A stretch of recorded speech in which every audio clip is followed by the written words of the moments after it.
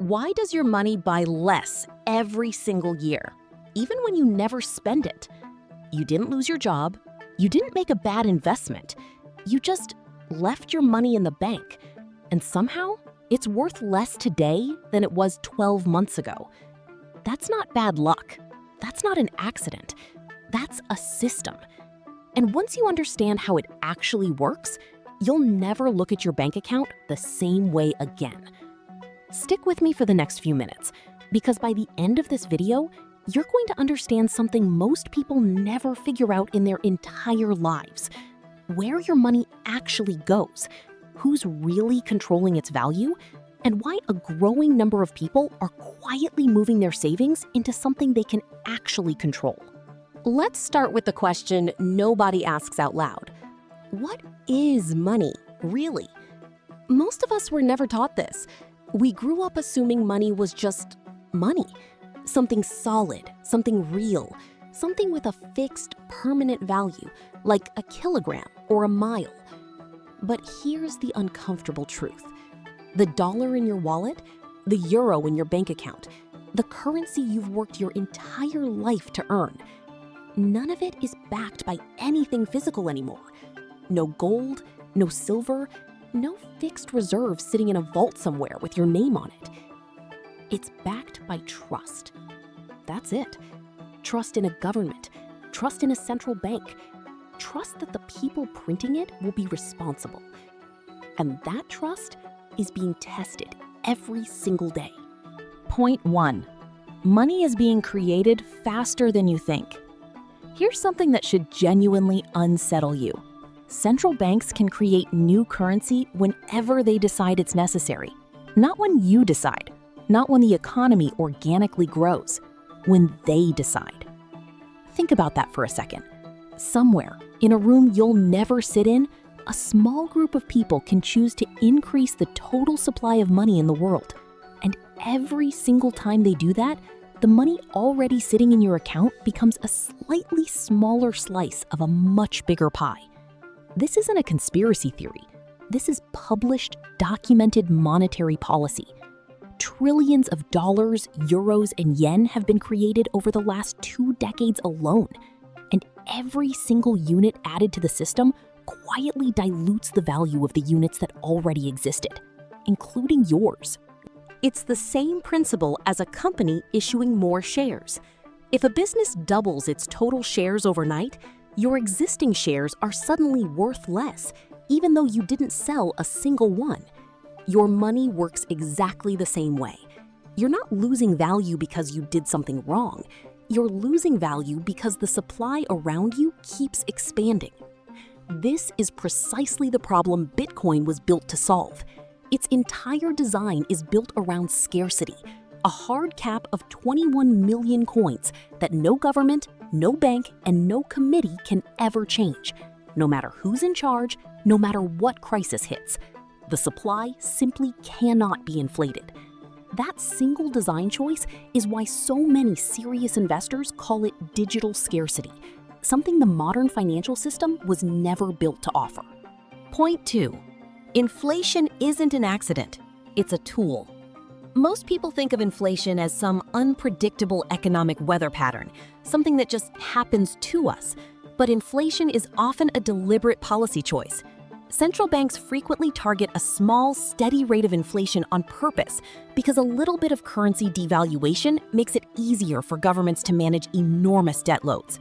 Here's how that works, broken down simply. When a government owes trillions of dollars and the value of the dollar slowly decreases every year, that debt becomes easier to pay back in real terms. The debt number stays the same on paper, but the actual value of what's owed shrinks over time. It sounds almost unbelievable when you say it out loud, but inflation quietly transfers wealth. It transfers it away from everyday savers, people like you holding cash in a bank account, and toward large institutions and governments carrying massive debt.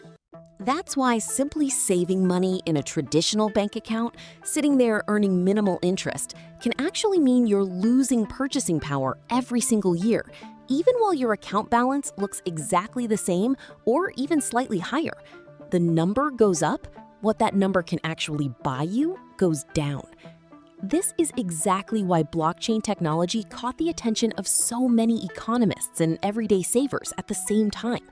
A blockchain is simply a public, transparent ledger, a record of transactions that nobody can secretly alter behind closed doors. With Bitcoin specifically, every single rule, including the total supply, is written into the code and enforced by thousands of independent computers around the world. No closed-door meeting, no quiet decision to print more, just math enforced by consensus. Point 3. The illusion of safety in a savings account. We've all been told the same story since childhood. Put your money in the bank. It's safe there. It'll be waiting for you. And technically, that's true. The number will be waiting for you. But the value behind that number is a completely different story. Let's use a simple, real example. Imagine you put the equivalent of 1 year's average rent into a savings account 10 years ago and never touched it. Today, that same amount of money likely couldn't cover the same rent. Prices for groceries, housing, fuel, and everyday goods have climbed steadily, year after year, while the interest paid on most basic savings accounts barely moves.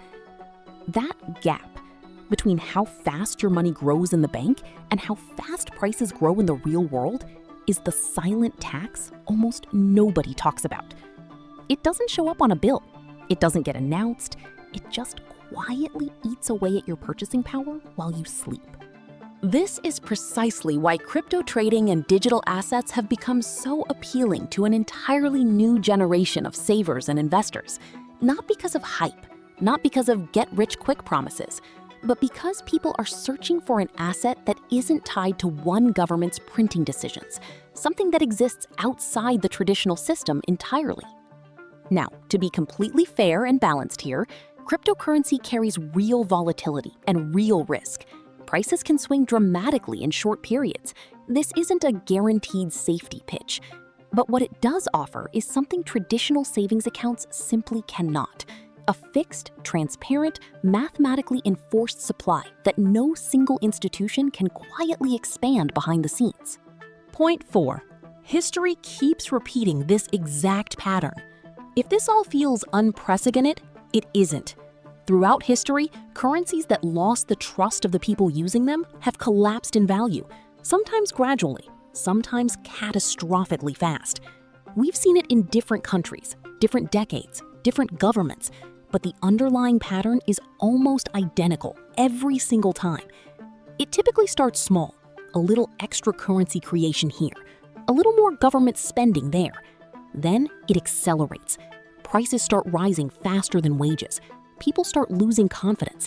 And once confidence breaks, it can spiral quickly. Prices doubling, then doubling again, sometimes in a matter of months. You don't need to live through hyperinflation personally to understand the lesson. Currency value is fragile. It depends entirely on the discipline of the people controlling the supply and on the continued trust of the people using it every day.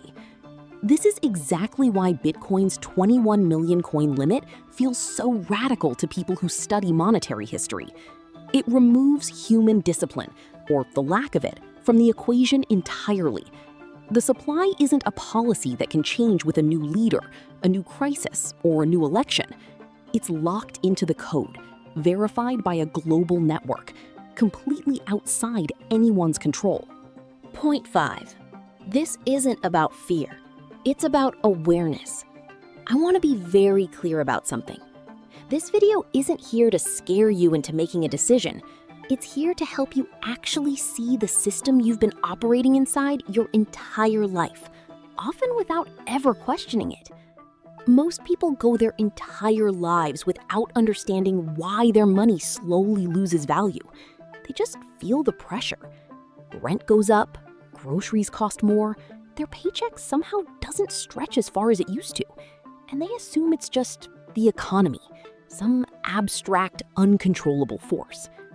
But now you understand the mechanism behind it. You understand that money supply expansion, deliberate inflation targets, and the illusion of bank safety are working together, quietly in the background, every single year. And once you understand the mechanism, you get to make an actual choice. You can keep operating exactly the way you always have, or you can start exploring assets designed specifically around scarcity, transparency, and rules that can't be secretly changed. Things like Bitcoin and the broader blockchain technology ecosystem built around that same principle.